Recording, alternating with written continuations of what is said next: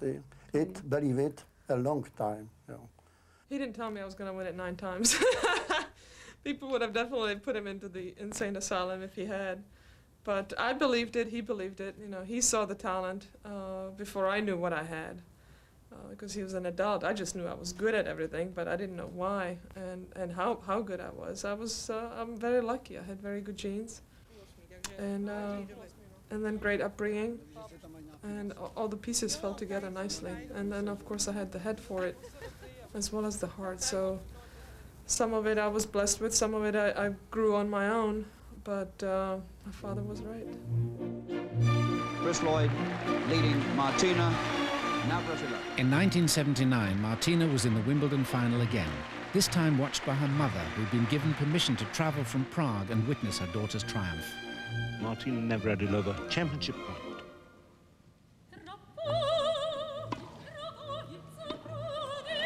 That's it, she's won it.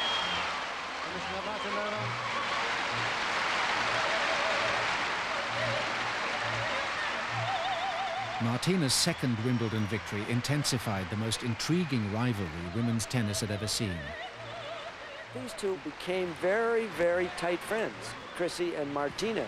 But when they went out on the court, they had that ability just to discard all that and try to knock each other's brains out. So it was a wonderful rivalry. It was great for them. It was terrific for the game, and it was terrific for all sports because there'd never been anything quite like this in women's sports.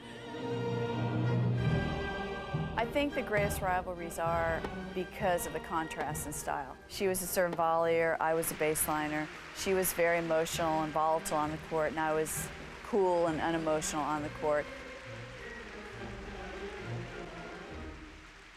The contrast was huge.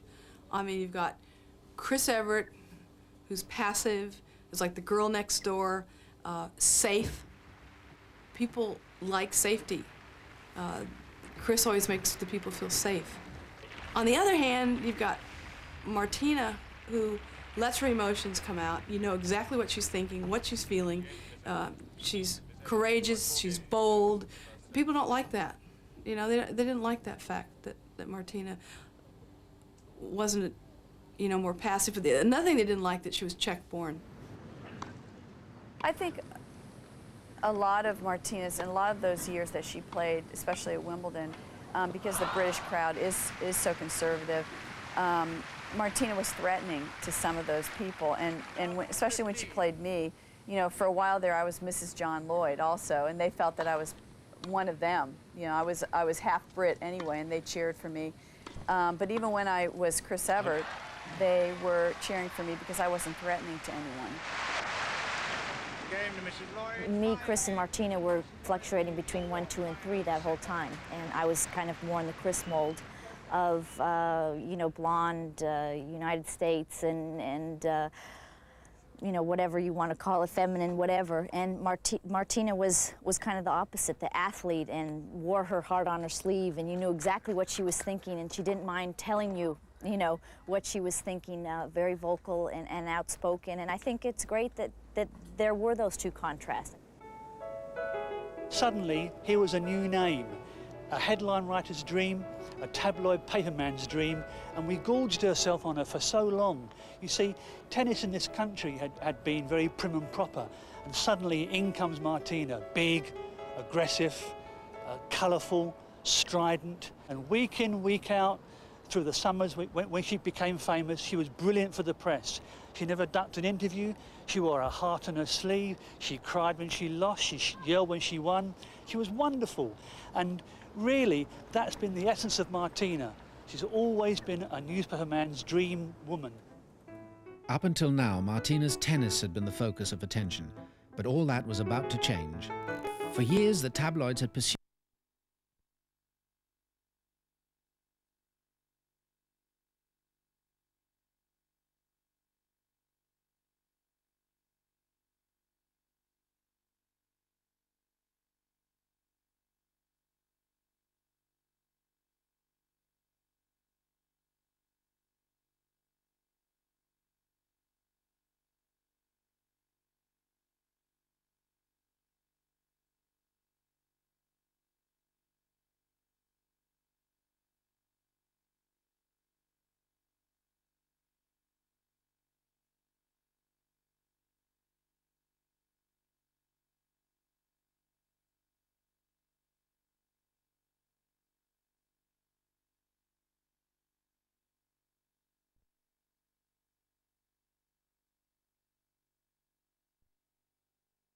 And in 1981, they stumbled onto a sensation. That summer, Martina arrived in England with the lesbian novelist Rita Mae Brown. They just saw her as a big, juicy plum.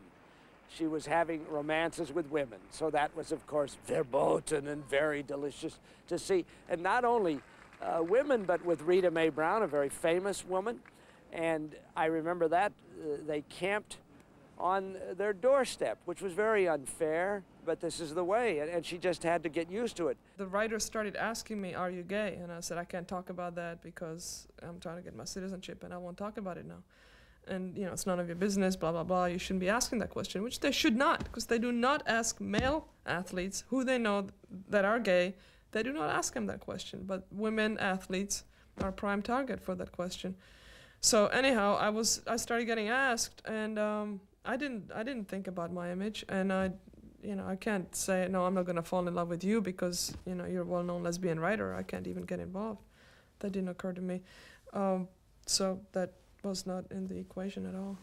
Martina never wanted to hide it. You know, it wasn't something that was taboo to her. I mean, she was always honest and upfront, and if anything, sponsors and tournament officials and people would advise her to keep it quiet or to keep it in the closet, so to speak, and not to draw attention to it because it might hurt women's tennis. But, you know, this is a fact of life. I mean, this was Martina. Martina was gay, and she never had any problems